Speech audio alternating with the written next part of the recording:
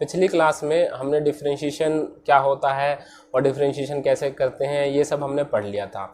तो आज हम पढ़ेंगे इंटीग्रेशन। ठीक है, तो ये जो हम बेसिक कैलकुलस पढ़ रहे हैं फिजिक्स के लिए, बेसिक कैलकुलस फॉर फिजिक्स, उसका ये सबसे लास्ट पार्ट है। और मैं आपको बता दूं जो इंटीग्रेशन है ये वैसे काफ़ी लंबा टॉपिक है, मतलब काफ़ी कुछ है इसमें, बट जो फिजिक्स के लिए अपने को बेसिक इंटीग्रेशन आना चाहिए उसमें कुछ ज़्यादा खास है नहीं, काफ़ी आसान है। तो आज हम सिर्फ वही पढ़ेंगे जो अपने को फिजिक्स में यूज़ होगा, है ना। फिजिक्स में जब हम फिजिक्स में पढ़ेंगे तो जो कैलकुलस यूज़ होगी वो हम पढ़ेंगे। तो इस इंटीग्रेशन के ऊपर सिर्फ एक सिंगल वीडियो में हम सारा कुछ पढ़ लेंगे। जबकि डिफरेंशिएशन वैसे अगर बात करी जाए तो इंटीग्रेशन से छोटा टॉपिक होता है, लेकिन उसके ऊपर मैंने 2 वीडियो करी थी, इसके ऊपर मैं एक ही वीडियो करने वाला हूँ क्योंकि फिजिक्स में जो इंटीग्रेशन यूज़ होती है वो ज़्यादा नहीं है। ठीक है, तो आपको +1 +2 लेवल पे जितनी इंटीग्रेशन चाहिए, जितनी कैलकुलस की ज़रूरत है वो हम सीख रहे हैं सिर्फ। ठीक है, तो अभी हम मैथमेटिक्स नहीं पढ़ रहे हैं, हम फिजिक्स के लिए जो मैथ्स या कैलकुलस कह लो जो ज़रूरत है वो हम सीख रहे हैं। ठीक है, तो चलिए स्टार्ट करते हैं हम इंटीग्रेशन। देखो इंटीग्रेशन क्या होता है। इंटीग्रेशन एक्चुअली में ना रिवर्स प्रोसेस होता है डिफरेंशिएशन का। Integration is reverse process of differentiation. जो हमने डिफरेंशिएशन पढ़ी थी उसका एक ये रिवर्स प्रोसेस होता है ना, यानी कि ये कोई ऐसी चीज़ होती है जो उसकी बिल्कुल अपोजिट होती है, रिवर्स प्रोसेस ऑफ डिफरेंशिएशन। ठीक है, आपको मैं थोड़ा सा बताऊं, जरा एग्जांपल दूं। जैसे आप याद करो, ये थोड़ा सा टेढ़ी हो गई लाइन। हाँ, तो पिछली बार हमने जैसे ना डिफरेंशिएशन पढ़ा था, तो जैसे हमने देखा था कि जैसे मान लो कोई कर्व है, यहाँ पर ये कर्व है, मान लो इस तरीके से। तो अगर मैं किसी भी पॉइंट पे, इस वाले पॉइंट पे, लेट से इस वाले पॉइंट पे मैं बोलता हूँ कि dy/dx निकालो, तो जो dy/dx आता था वो एक छोटा सा एलिमेंट आता था ना dy/dx। जैसे हम, हालांकि हम इस पे जब डायरेक्शन खींचते थे तो ऐसे टेंजेंट खींच देते थे, लेकिन वो उस पॉइंट पे, है ना, इस पॉइंट पे पास के 2 पॉइंट लेते थे ना और उनको ज्वाइन करते थे तो ये लाइन आती थी। बट वो जो एक्चुअल में था वो छोटा सा पॉइंट आता था। इस वाले पॉइंट पे dy/dx की बात करें तो वो इस कर्व का एक छोटा सा एलिमेंट होता था जिसमें हम ज्वाइन करते वक्त ऐसे हम लाइन खींच देते थे, जिसको हम टेंजेंट बोलते थे, लेकिन एक्चुअल में तो वो छोटा सा एलिमेंट ही होता था ना। तो क्या हुआ कि जब हम किसी भी पॉइंट पे डिफरेंशिएशन की बात कर रहे हैं, जैसे कोई भी हमने कर्व लिया, है ना, जैसे मान लो मैं ये एक कर्व ले रहा हूँ, तो इस किसी भी पॉइंट पे अगर मैं डिफरेंशिएशन की बात कर रहा हूँ तो मैं क्या कर रहा हूँ, उस कर्व का एक छोटा सा एलिमेंट ले रहा हूँ, यानी इस पूरे कर्व को एक छोटा सा पार्ट कंसीडर कर रहा हूँ, यानी कि पूरा कोई बड़ी चीज़ है उसका एक छोटा सा तोड़ के एक छोटा सा पार्ट रिप्रेजेंट कर रहा हूँ। अच्छा, अगर यही जैसे यहाँ पर एक छोटा सा पार्ट ले लूँ, यही यहाँ पर छोटा सा पार्ट लूँ, अगर मैं इन्हीं छोटे छोटे पार्ट को जोड़ दूं तो क्या मेरे को ये पूरा कर्व मिल जाएगा? हाँ, पूरा कर्व मिल जाएगा।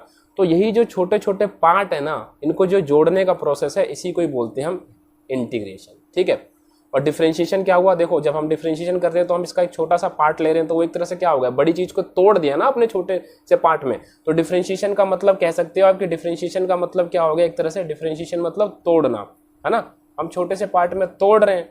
और इंटीग्रेशन का मतलब क्या हो गया, इंटीग्रेशन का मतलब हो गया जोड़ना, यानी कि अब हम जब इन छोटे छोटे पार्ट को जोड़ते हैं और हमें कंप्लीट पार्ट मिलता है तो वो उसी प्रोसेस को क्या बोलते हैं हम, इंटीग्रेशन। ठीक है, जैसे एक समझो, एक और एग्जांपल लेता हूँ मैं आपको। मान लो जैसे साइकिल की चेन होती है ना, ये साइकिल की चेन है, मान लो इस तरीके से साइकिल की चेन है। तो जब मैं डिफरेंशिएशन बोल रहा हूँ तो डिफरेंशिएशन अगर मैं बोल रहा हूँ तो डिफरेंशिएशन का मतलब क्या हुआ, इसका एक छोटा सा एलिमेंट, ऐसा छोटा सा एलिमेंट।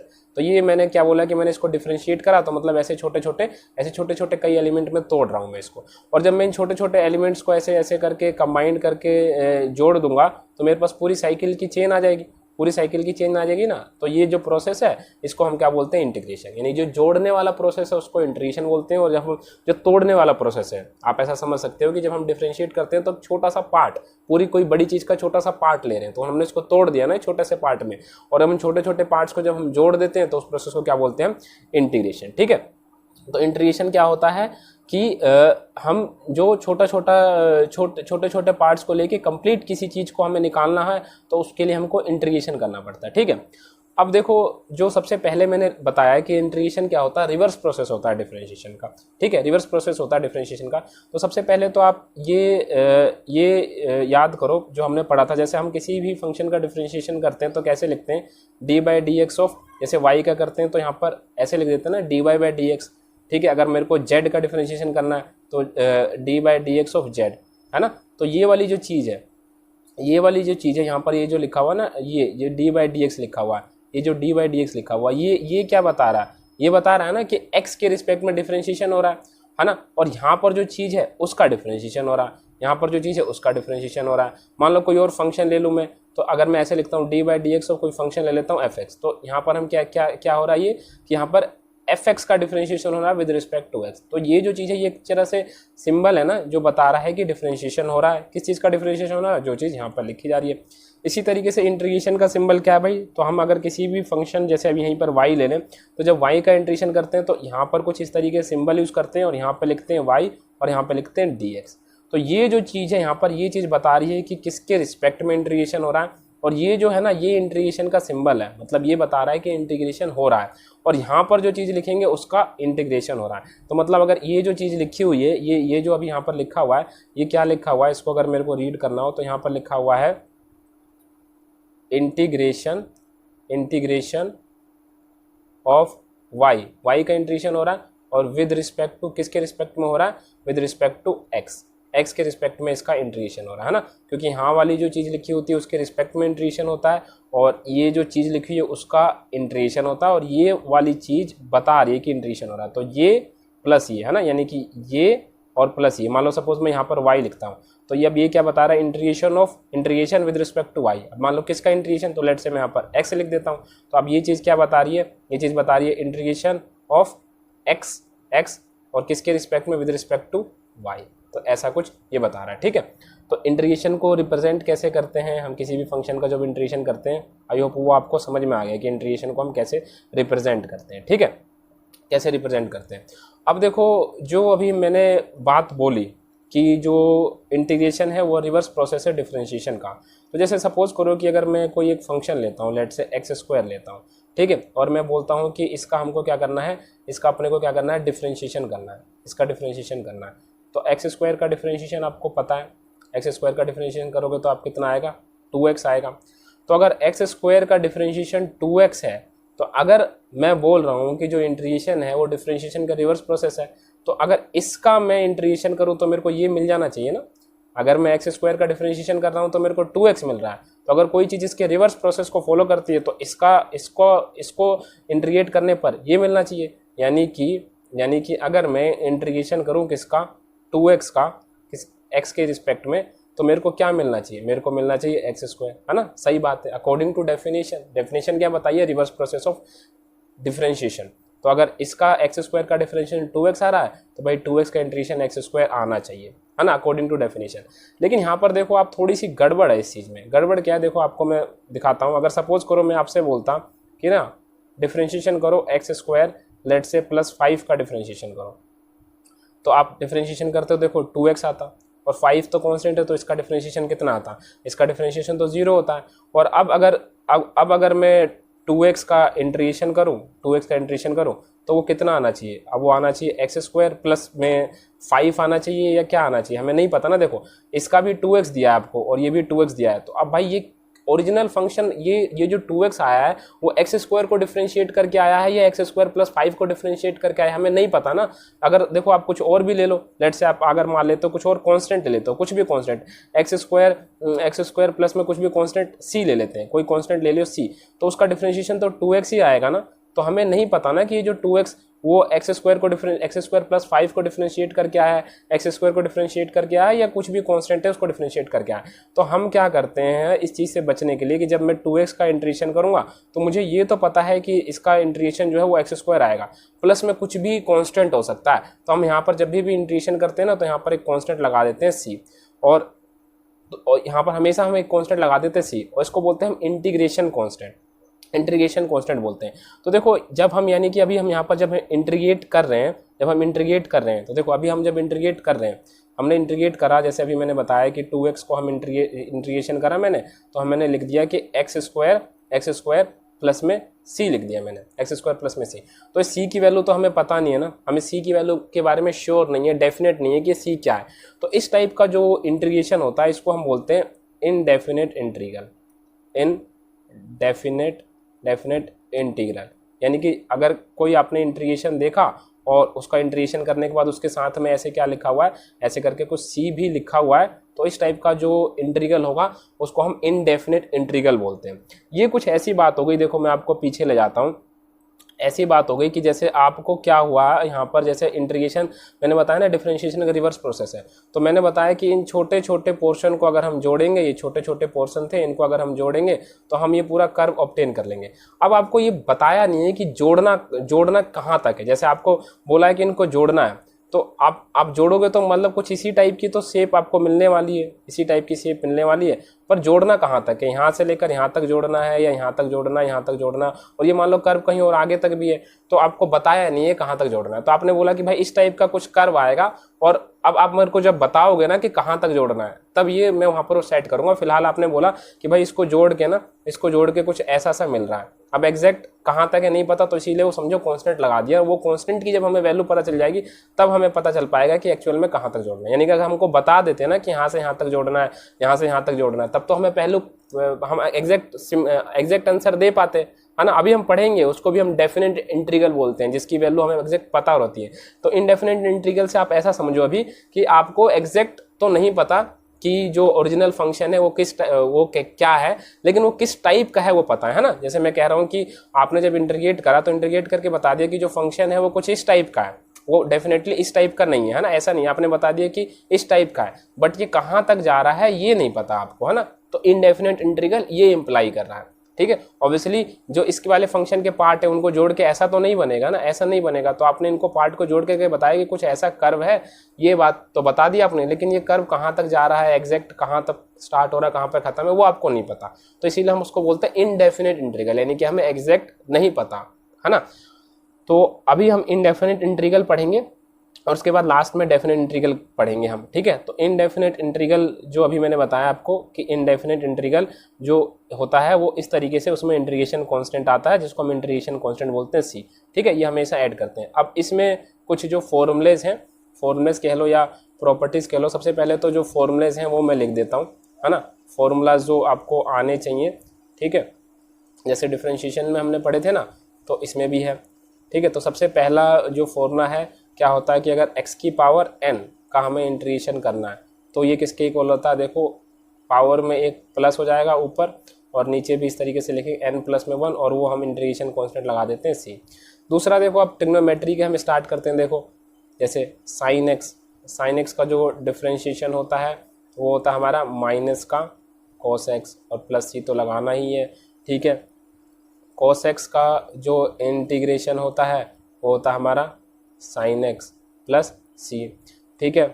tan x का डिफरेंशिएशन याद है, sec स्क्वायर x होता था, तो अगर हम sec स्क्वायर x का कुछ इंटीग्रेशन करेंगे तो क्या आ जाएगा हमारा tan x प्लस में c। इसके अलावा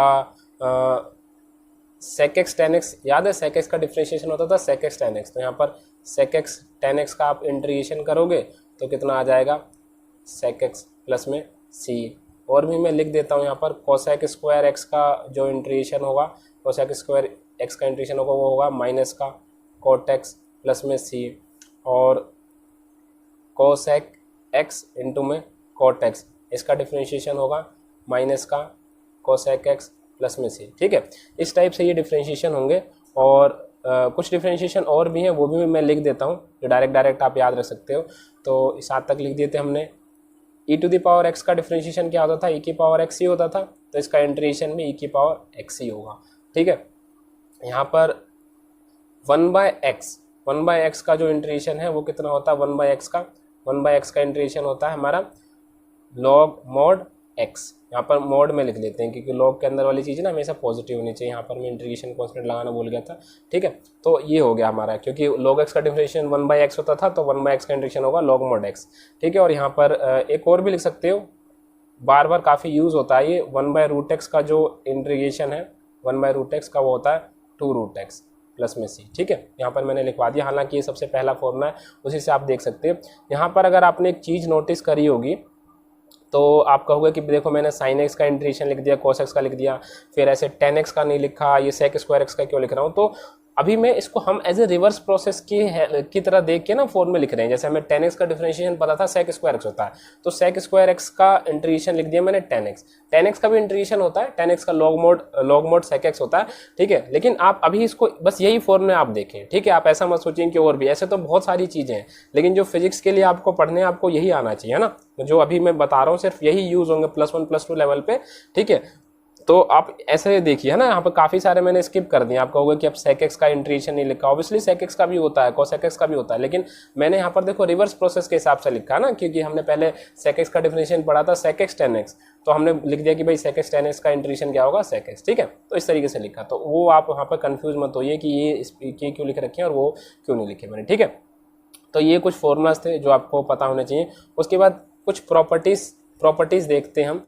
प्रॉपर्टीज़ ऑफ इंटीग्रेशन। तो जैसे हमने डिफरेंशिएशन में प्रॉपर्टीज़ पढ़ी थी ना, तो कुछ प्रॉपर्टीज़ इसकी भी वैसी हैं। तो देखो सबसे पहली जो प्रॉपर्टी है, पहली प्रॉपर्टी क्या है, जैसे डिफरेंशिएशन में थी बिल्कुल वैसे ही, कि अगर हमारे पास कोई दो फंक्शन है, मान लो f(x) प्लस में g(x), प्लस में हो चाहे माइनस में, प्लस माइनस में g(x), और हमें इसका क्या करना हो, इंटीग्रेशन करना हो, ठीक है। तो हम क्या कर सकते हैं, बिल्कुल इनको अलग अलग करके इंटीग्रेट कर सकते हैं, यानी कि f(x) का मैं अलग इंटीग्रेशन कर सकता हूँ और प्लस माइनस में g(x) का अलग इंटीग्रेशन कर सकता हूँ, ठीक है। इसका एग्जांपल देने की मेरे ख्याल से ज़रूरत है नहीं, आपको समझ में आ गया होगा, ठीक है।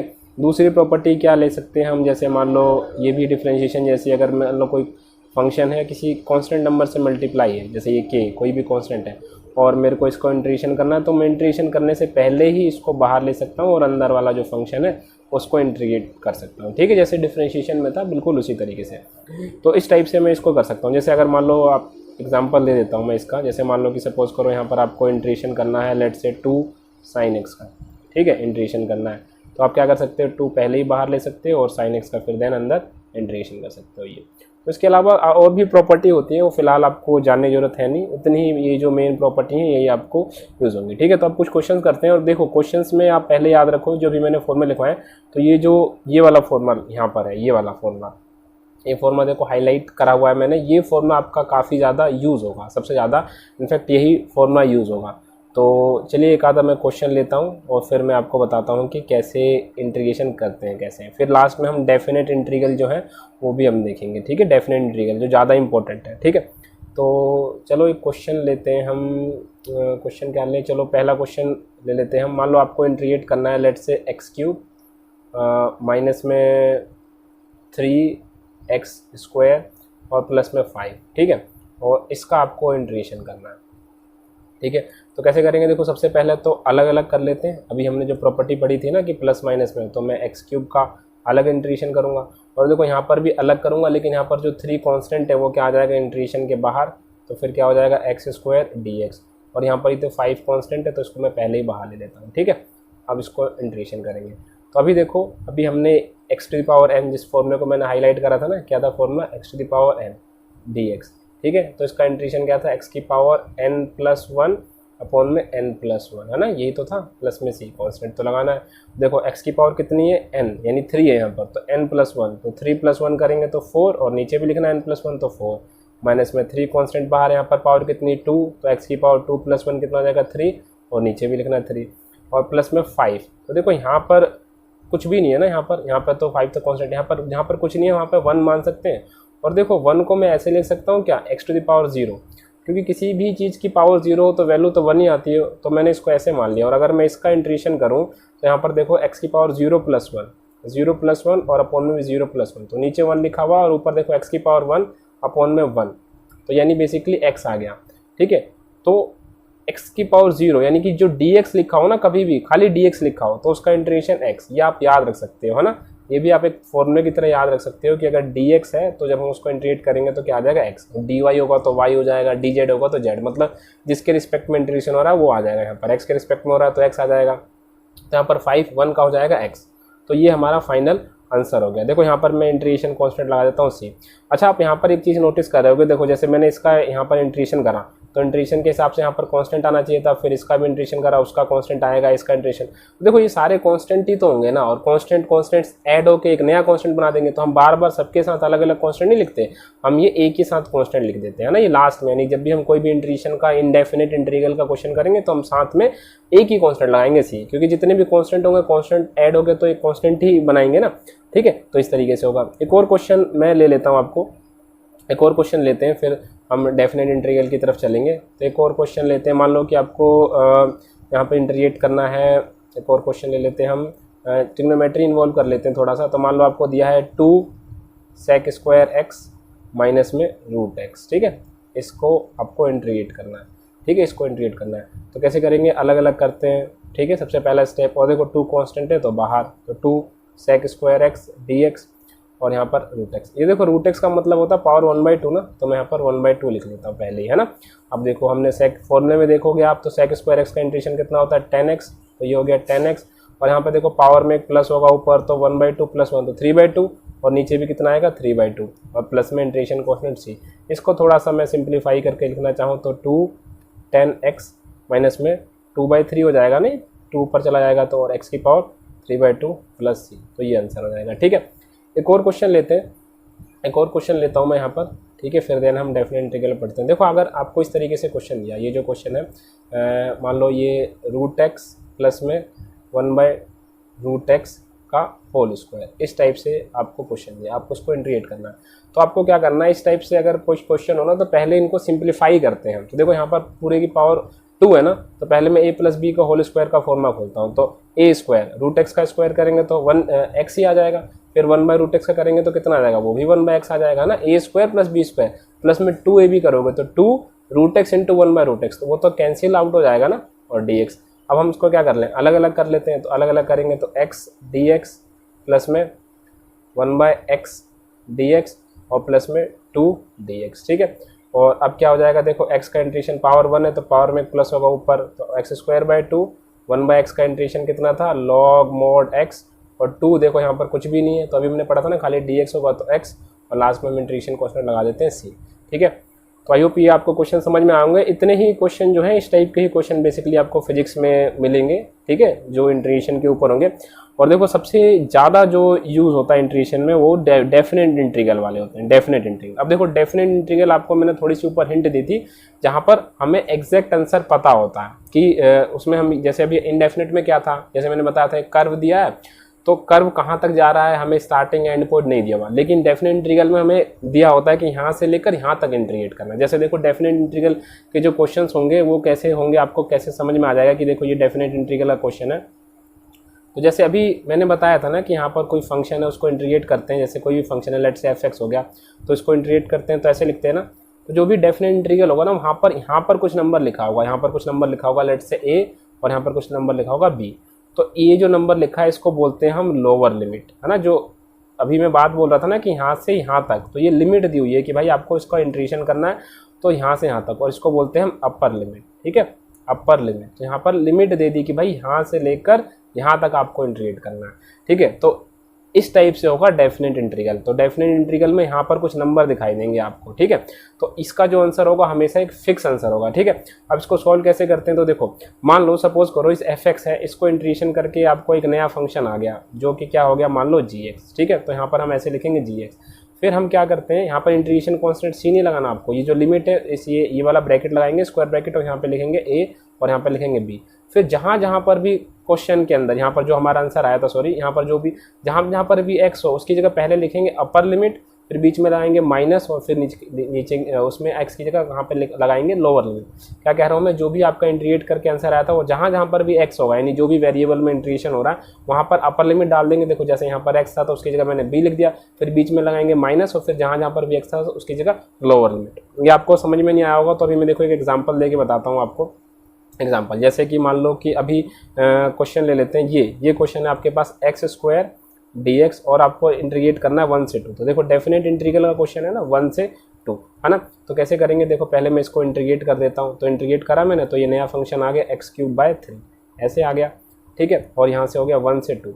अब मैं क्या करूँगा, इसको जहाँ पर भी x है ठीक है। जहाँ जहाँ पर भी x है उसकी जगह क्या पुट करूँगा, सबसे पहले अपर लिमिट देखो, तो यानी कि जहाँ जहाँ पर भी x है, तो ये 3 कांस्टेंट है ना, इसको आप बाहर भी लिख सकते हो 3, ठीक है। तो एक स्टेप मैं और ले लेता हूँ, और अभी मैं लिमिट पुट नहीं कर रहा, अंदर क्या रहेगा x3, ठीक है, और 1 से 2 अब मैं पुट कर रहा हूँ। तो देखो जहाँ जहाँ पर भी x है, जहाँ जहाँ पर भी x है, तो x की जगह मैं ऊपर वाली लिमिट डालूंगा 2, तो x की जगह 2 डालूंगा तो 2 की पावर 3, 2 का क्यूब लिखा, फिर बीच में लाऊंगा माइनस, और फिर जहाँ जहाँ पर भी x है उसकी जगह नीचे वाली लिमिट, तो 1 और 1 की पावर क्यूब है ना, 1 की पावर 3, तो ये कितना आ गया देखो, तो 1/3 बाहर, 2 की पावर क्यूब, 2 की पावर 3 करेंगे तो कितना आएगा 8, माइनस में 1 का क्यूब तो 1 ही आएगा, 8 - 1 तो कितना हो गया 7, तो 7/3 ये आंसर है, ठीक है।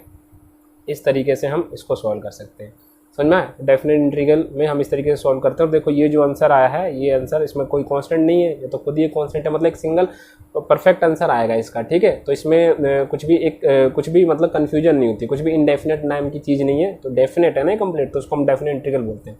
एक क्वेश्चन और लेता हूँ मैं, मान लो आपको इंटीग्रेट करना है साइन एक्स का इंटीग्रेशन करना है, ठीक है, और लिमिट कितनी दे दिए 0 से 45, ठीक है, 45, ठीक है। तो देखो साइन एक्स का इंटीग्रेशन करेंगे तो कितना होगा, अभी हमने देखा था साइन एक्स का इंटीग्रेशन होता है कितना कॉस एक्स, तो कॉस एक्स हो गया, और 0 से 45 डिग्री, फिर upper limit minus lower limit, तो कितना होगा कॉस 45 माइनस में कॉस 0, एक्स की जगह क्या पुट करते हैं, अपर लिमिट पुट करते हैं ना, तो देखो एक्स की अपर लिमिट, फिर माइनस लगाते हैं, फिर जहाँ जहाँ पर फंक्शन में एक्स होता है उसकी जगह लोअर लिमिट, तो कॉस 45 कितना होता है 1/√2, और कॉस 0 कितना होता है 1, तो ये हमारा ये जो है ये हमारा आंसर हो गया, ठीक है। तो इस टाइप से हम डेफिनेट इंटीग्रल को सॉल्व करते हैं। तो यही वाले जो डेफिनेट इंटीग्रल वाले जो क्वेश्चंस हैं वो आपको ज़्यादा दिखाई देंगे। देखो और मैं बताऊं आपको कि फिजिक्स में हम इंटीग्रेशन कहाँ यूज़ करते हैं, कहाँ कब यूज़ करेंगे, और ये डेफिनेट इंटीग्रल जो मैं बोल रहा हूँ बार बार कि यूज़ होगा ज़्यादा